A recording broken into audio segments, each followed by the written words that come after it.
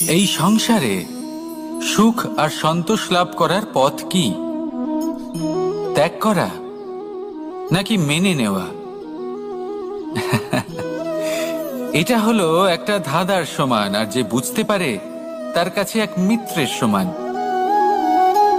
দেখুন, আপনি যা বদলাতে পারেন তা আপনি বদলে ফেলুন, যা আপনি বদলাতে পারবেন না তা আপনি স্বীকার করে নিন, আর যা মেনে নিতে পারবেন না তাকে নিজের থেকে আলাদা করে দিন।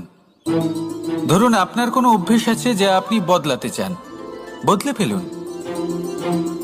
যদি কোনো সমস্যা থাকে যা বদলানো আপনার হাতে নেই, তা স্বীকার করে নিয়ে তার সাথে পথ চলা শুরু করে দিন। যদি কোনো আবেগ থাকে, পরিস্থিতি থাকে বা কোনো বস্তু থাকে যা আপনি মানতেই পারছেন না, কোনোদিনও মানতে পারবেন না, তাকে নিজের থেকে আলাদা করে দিন।